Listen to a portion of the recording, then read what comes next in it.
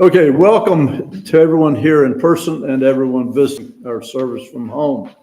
The Unitarian Universalist Fellowship of Lake Norman is an open and inclusive congregation. Our members walk diverse paths to find meaning and purpose, but we are united in our belief in the inherent worth and dignity of all, and by our responsibility to express our faith through acts of justice and compassion. My name is Jim Price, and I've been a member of this congregation since 2019, and I've been a Unitarian since 2012. Today, Reverend Pat's title is Ringing the Bell for Service. In the early 1990s, the National United Way published a survey saying that half the people in the United States donate nothing to charity, but the other half, churches, temples, synagogues, mosques, lead the categories for giving. Colleges, universities, and hospitals also raise millions.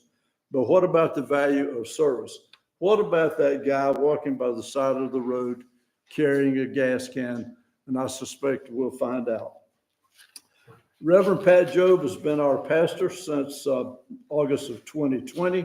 He's married to his lovely spouse, Gabe. He is an enthusiastic supporter of our fellowship, FeedNC, Heart of the Carolinas UU Animal Ministry, the Barefoot Ministry, Doug and Pat Wall's Immigrant Outreach, and for all work done by UUs in this neck of the woods, as he would say. Please join me in lighting our chalice, saying our lighting chalice words. They're in the order of service. Chalice, lighting words. We light the chalice to illuminate the world we see. In our search for truth, may we be just. In our search for justice, may we be loving. And in loving, may we find peace. And now we'll have opening words from Reverend Pat. I do have opening words, but I want us to breathe together. Remembering that we're all breathing the same air. We're all in here together. Breathe, breathe, breathe. And notice the light. We are surrounded by beautiful, beautiful light. And it's the same light that illuminates all of our lives. I want to add my extra word of welcome to Anton and to Katrina. There you are, Katrina. We're so glad you're here. They're not first-time visitors, but they're fresh enough that I wanted to add them. And was that the wrong word? You might want to think about that. Edit. You're new enough to us that we're glad you're here. And our opening words are from Sister Dorothy Ederer. She says, and listen to this, every single one of you. You have blessed others with the gift of yourself, with the gift of your time, with the gift of your heart. You have been kind, you have been patient, you have been faithful.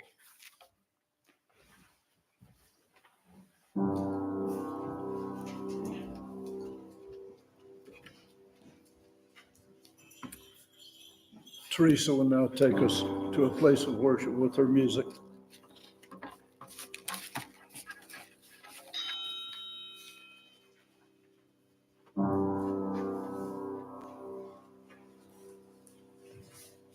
Gathered here in the mystery of the hour. Gathered here in one strong body. Gathered here in the struggle and the power. Spirit draw near.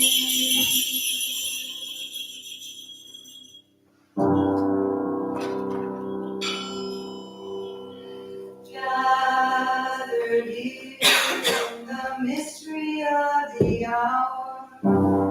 Gathered here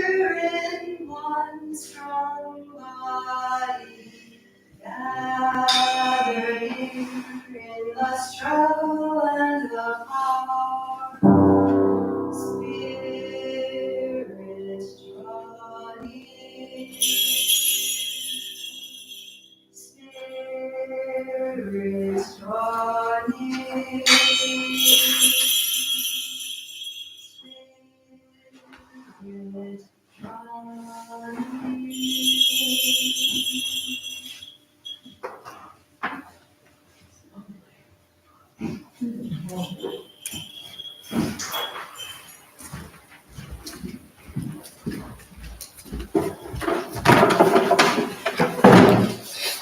What about that guy walking along the side of the road carrying that gas can? Y'all know I work with a lot of poor people, homeless people, hard scrabble people who recycle metal to augment a pitiful disability check. The other day, I asked one of them what she would do if she passed a man walking along the side of the road carrying a gas can. She said, I'd pull over and ask him if he needed a ride. Because it's my brother's birthday, I'm going to tell you a story that I may have told before. This is the hat that I wore to my brother's birthday lunch today. And I also took a selfie with Claudia and Alan to send to him because, as you've heard before, when Claudia hears that I'm coming to a fence build, she always says, bring Bill. So this is the story. My brother is a little bit what they call codependent. If anybody asks him to do anything to help, he will help. So one of his coworkers asked him to help him move. And Bill said, yes, of course, I'll help you move. And so he took his truck and he helped the guy move. And the guy lived on the east side of Charlotte. And Bill lives in Shelby. So Bill drove about, I don't know, an hour, hour and a half on a Saturday morning to help this guy move into a new house. And then he drove an hour to an hour and a half back to his home in Shelby and discovered that one of the hinges for the guy's refrigerator was in the back of his truck. So he called the guy and he said, I've got a hinge that belongs on your refrigerator. And he said, I'll be down there in about an hour and a half. And he made the trip a third time. As he was coming home in the rain, he saw something way down the road that he could not quite discern what it was. It looked like somebody walking down the road, but it also didn't look exactly like somebody walking down the road. And as he got closer, he discovered it was a man carrying a woman.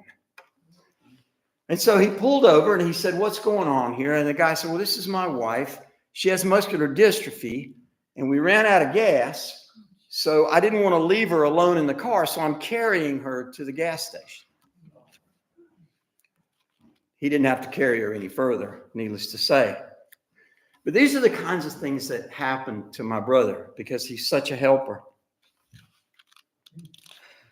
There's a book out there called Secret of the Seven Seeds, and it might well appeal to Unitarians because there's barely any reference to God and more than one or two references to oneness. The writer is a guy named David Fishman, and his main thrust is to show people how to soak business operations with the wisdom of spiritual principles.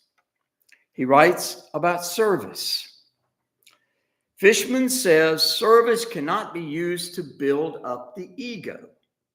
It must be done in dedication and love. Reckless abandon. Full bore. Pedal to the metal. Nothing but dedication and love. How do we do this? How do we measure it? If this is the standard, how do we stand next to it? Clearly, we have all known people who did the right thing, but seemed to do it to make themselves look good. Dare we say that? They did it for the wrong reason? I mean, come on. How do you even dare to ask such a question? Isn't that horribly judgmental? Especially in a Unitarian service? Here's another story. Two liberal Charlotte ministers, Carlisle Marney and Charles O. Milford Jr., were talking back during the Civil Rights Movement. They were both white ministers, but they had empowered their congregations to support the civil rights movement in Charlotte. Reverend Marnie asked Reverend Milford, "Are your people doing the right thing?" And Reverend Milford said, "Well, some of them are doing the right thing, but I'm not sure they're doing it for the right reason." Marnie said, "You sanctimonious SOB?" He said, "If they're doing the right thing, what the hell difference does it make if they're doing it for the wrong reason?" Just a thought.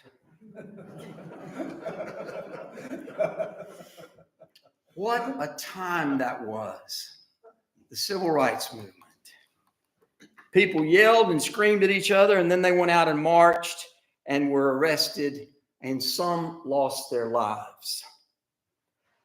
Dr. King, Medgar Evers, James Chaney, Andrew Goodman, Michael Schwerner, James Reed, Viola Luiso, Jimmy Jackson, and Jonathan Daniels. It cost them their lives, and many others gave their lives. Were they doing it to satisfy an outsized ego? Were they hoping their pictures would hang forever in some civil rights museum? Were they hoping some white-haired Unitarian minister would mention them in a sermon 60 years later? I don't think so. Isn't it interesting how we wander into these very difficult questions when considering the difference between service done to inflate the ego and service done in love and dedication? Service done with reckless abandon, full bore, pedal to the metal. Nothing but dedication and love. In preparing this message, I found a writing by a Zen teacher from Los Angeles. She wrote about directions that were given from a Dogon 800 years ago in how to care for a garden. She mentioned 3 minds that were necessary to care for a garden, and I'm only going to talk about one of them, the second mind. The second quality of mind described by Dogon is kind mind, which he likens to parental love, the selfless devotion to the life of one's child.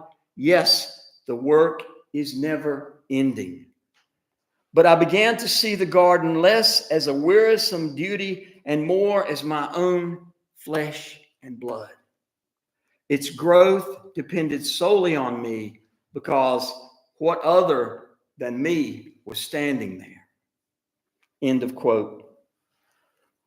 Those connections among our gardens, our children, our fellow living creatures, as our own flesh and blood, are emphasized in at least one interpretation of the ancient Jewish wisdom of loving your neighbor as yourself.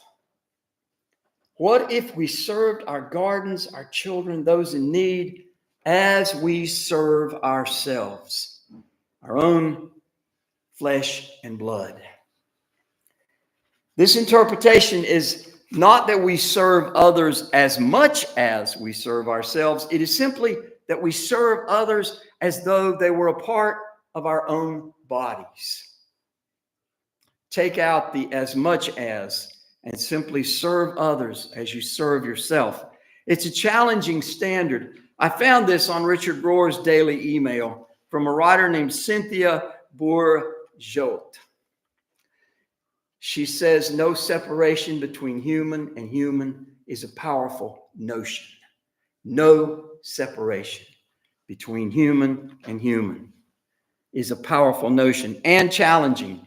One of the most familiar of Jesus's teachings, which comes from his own Jewish heritage. Love your neighbor as you love yourself. But we always hear that wrong, she says. We almost always hear, love your neighbor as much as you love yourself. And of course, the next logical question then becomes, but I have to love me first, don't I, before I can love my neighbor? And then Cynthia says, if you listen to Jesus, however, There is no as much as in his admonition. It's just love your neighbor as yourself. As a continuation of your very own being.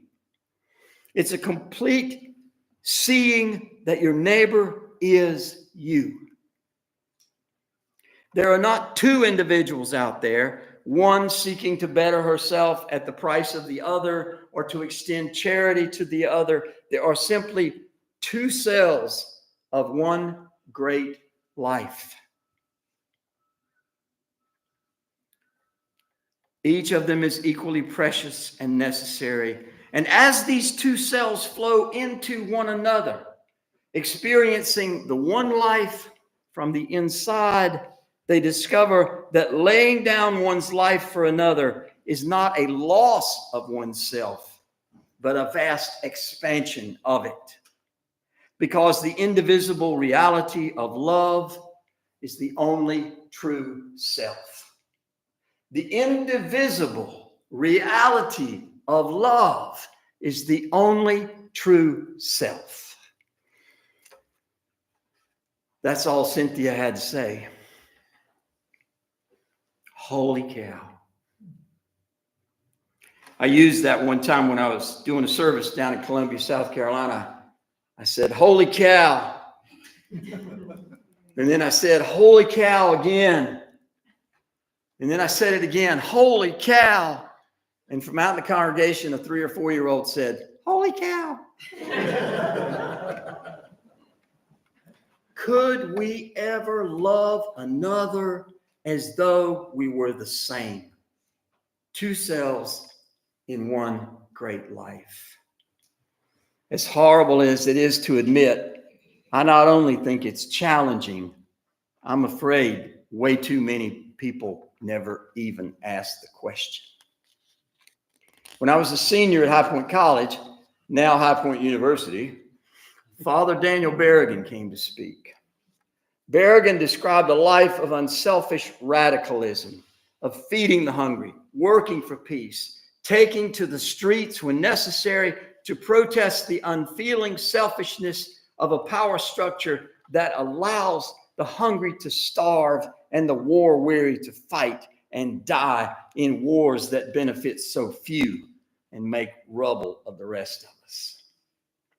After his speech, I walked up to him in my 22-year-old self-righteousness and snooted, do you really believe the masses of people are ever going to respond to that?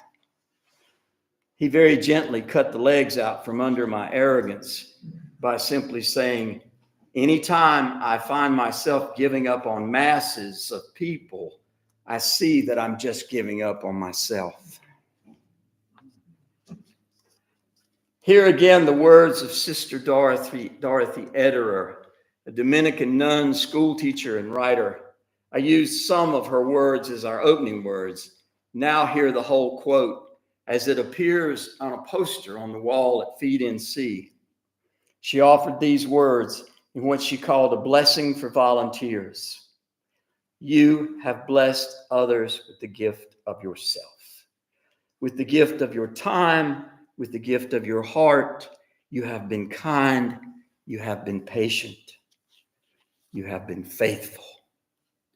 As you are a blessing to others, may you be blessed as well with generous hearts to share your journey, with hands of friendship in times of need, with a clear understanding that you have enriched our lives. For this, we are grateful.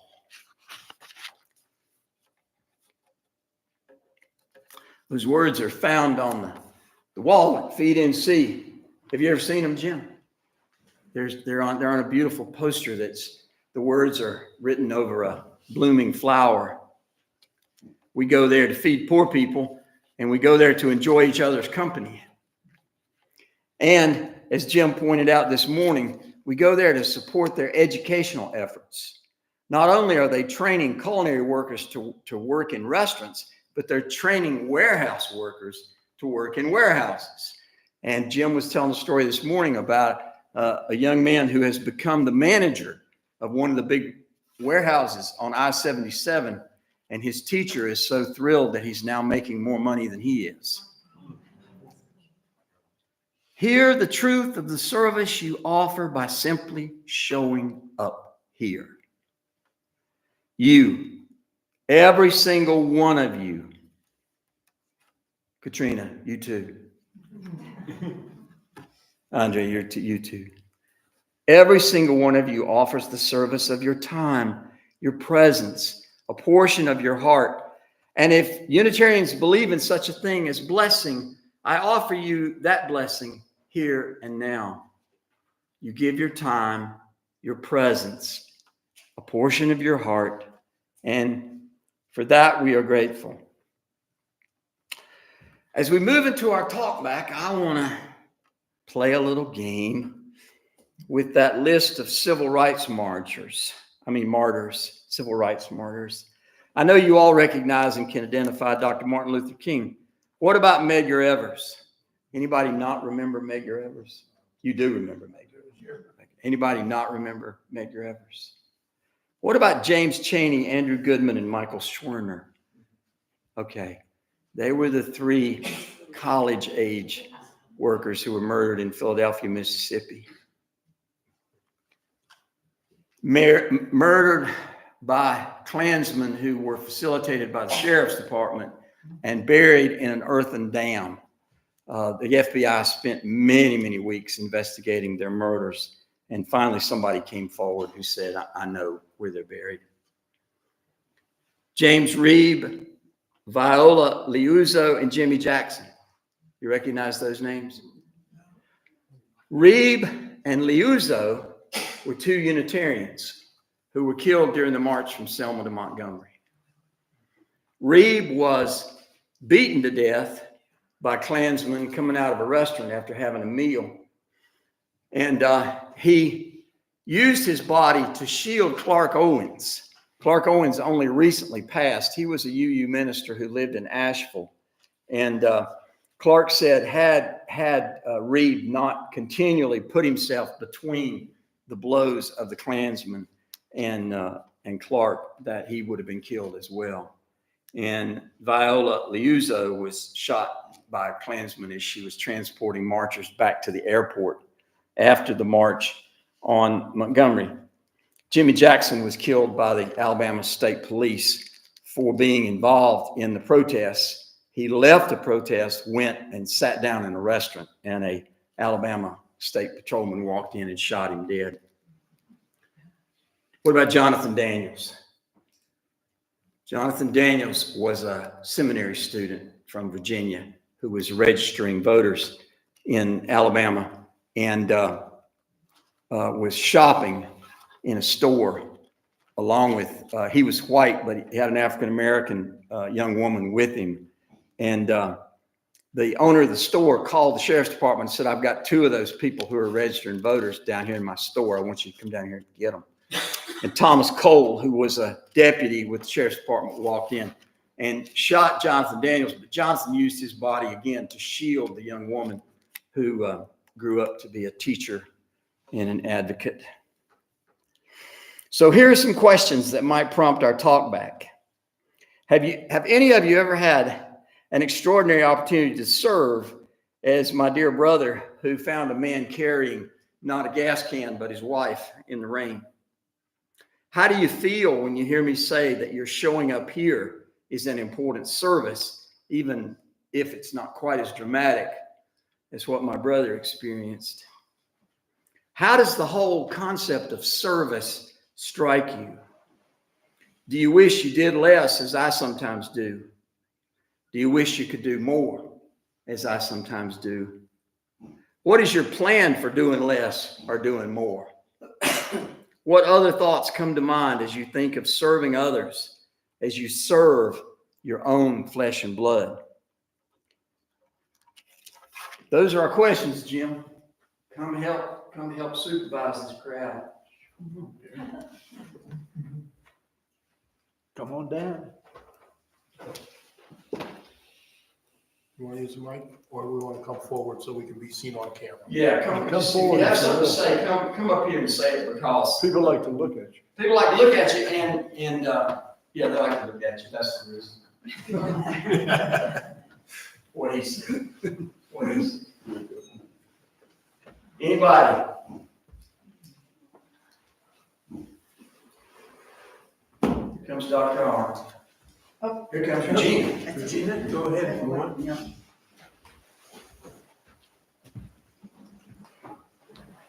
I think a lot of this is very profound. Thank you for raising the question, but I have a question for you. Okay. What were your admonitions from Reverend Daniel Berrigan?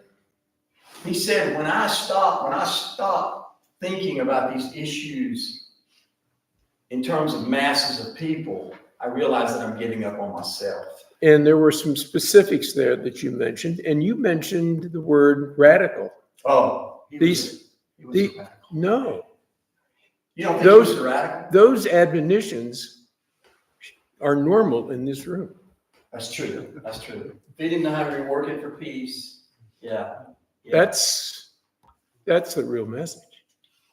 Well, thank you, sir. I appreciate that so much. Thank you. Good point, Jim.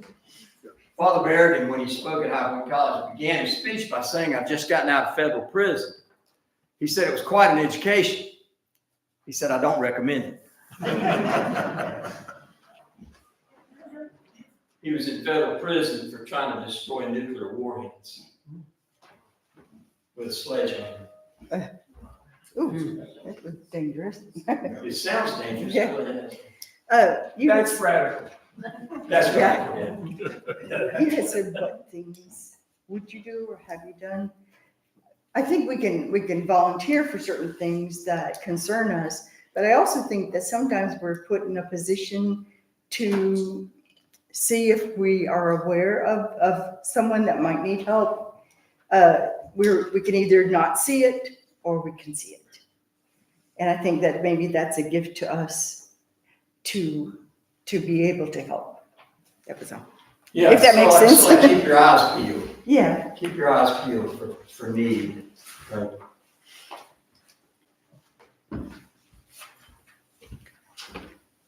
I tend to simplify things too much, but I think every breath we breathe and every breath we breathe out, we can be helping others. You talked of some really heroic things. Sometimes I think it can just be kind to somebody who hasn't been kind to, and that sort of thing. And I just think all day we live that. Awesome. Awesome. Maya Angelou was on the radio doing a call-in show. And she said, it's so important that we smile at each other and say hello. Yes, Naomi, a call-in show. Using the telephone, yes. And she was saying it's so important that we smile at each other and say good morning. Smile at each other and say good morning. While the show was on, a guy called in and he said, yes, smiling and saying good morning is very important. He said, I was on my way to kill myself.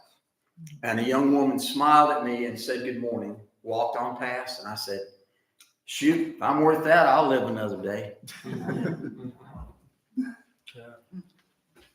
I just have one thing to say, Okay.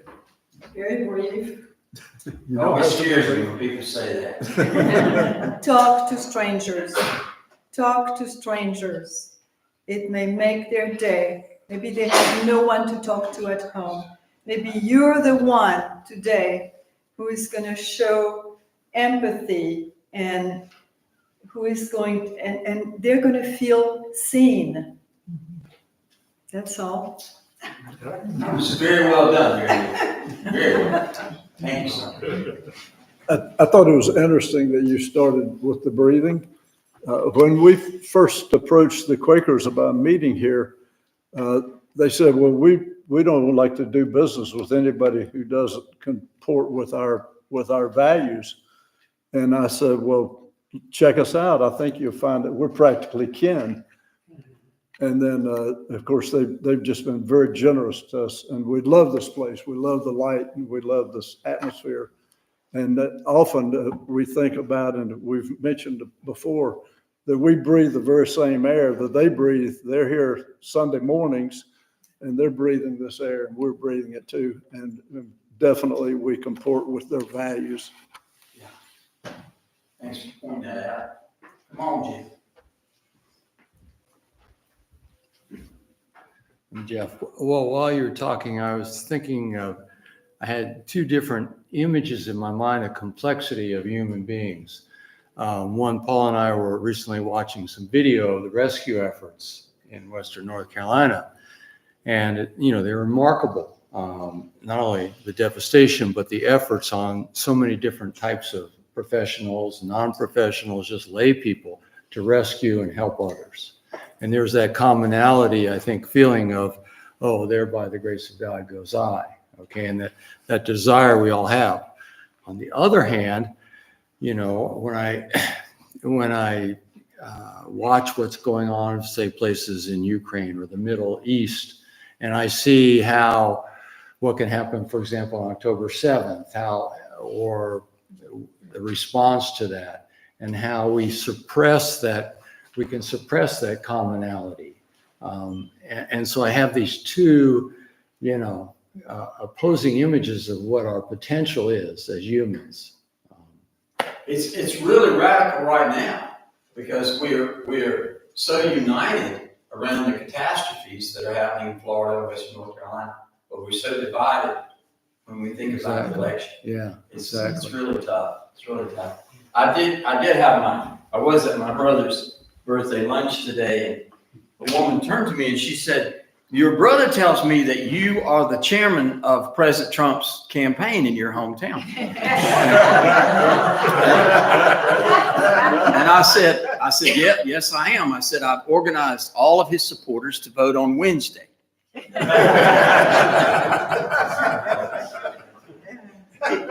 Thank you, Jim. Thank you, brother. Good job.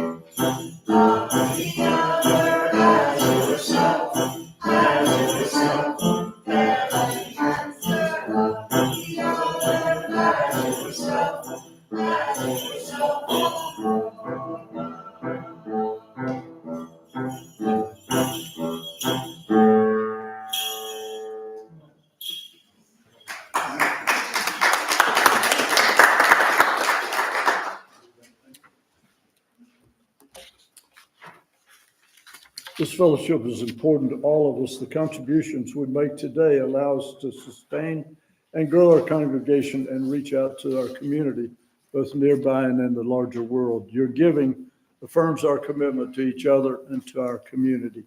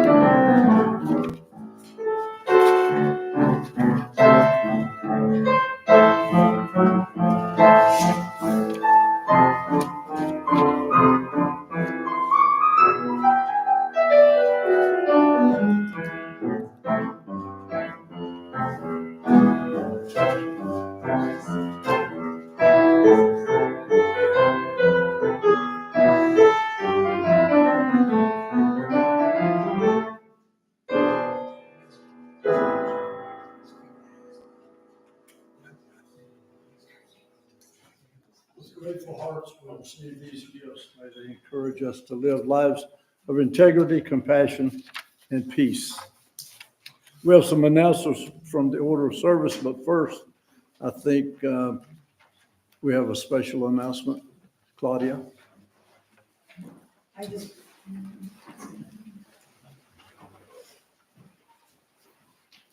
Animal Ministry is going to have a booth again at the Apple Fest in Linden. And anyone that you come, we'd love to have you. Anyone that wants to stay and help us with the booth, we'd love to have you do that. We're looking to get people that need fences and also people that want to donate or people that just want to give us referrals in other ways. That's one thing. And then I also wanted to tell everybody that on December 1st, we're gonna have a float in the parade in Lincoln, the Christmas parade. And on the 7th, we're gonna have a float in the Christmas parade in Denver. So anyone that can come help pass out dog treats and. The date on the Apple Fest. The Apple Fest. Next Saturday. Next Saturday. What's your booth number? C22 something. Are you there? And, Okay. and, we also need someone to probably come and spell Alan a little bit. We have a dog costume he's gonna be wearing for part of the time. Oh, it's made for Alan. I highly recommend Alan.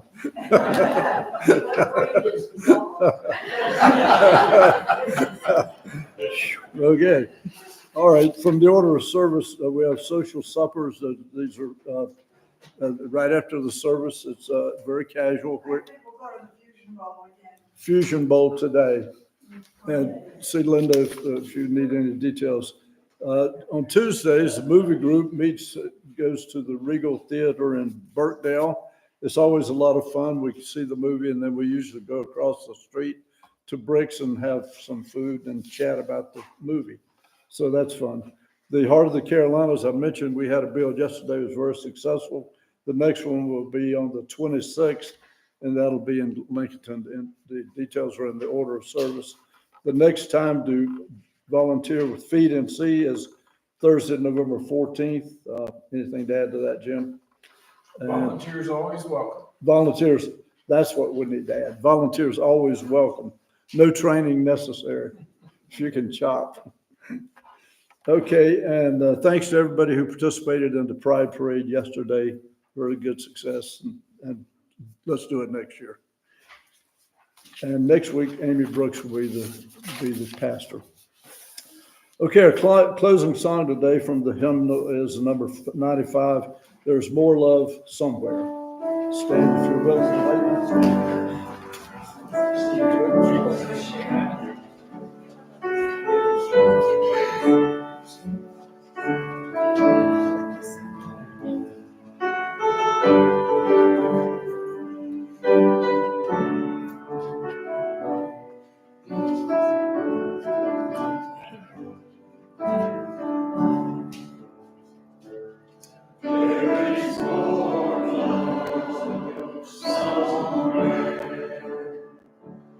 There is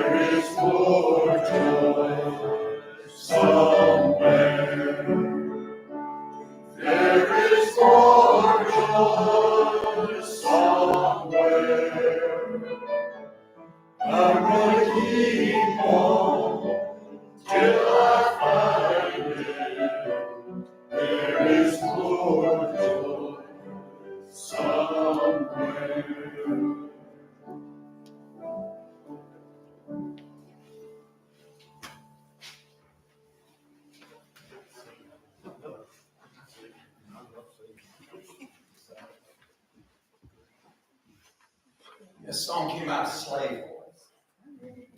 None of us can imagine what it was like to be a slave. And yet, their strong religious beliefs created music like that, affirming it may not be here right now, but there is more love, hope, peace, and joy somewhere. The closing words come from Mark Twain.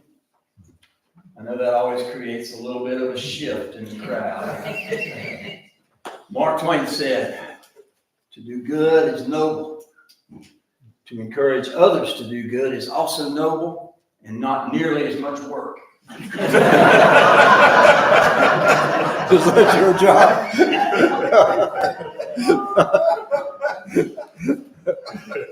Okay. The chalice is already extinguished, so, but help me say the words to extinguish the chalice. We extinguish this chalice, but not the light of truth, the warmth of community, or the fire of commitment.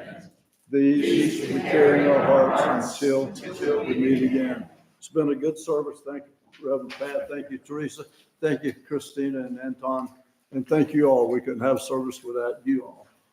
Thank you. Thank you.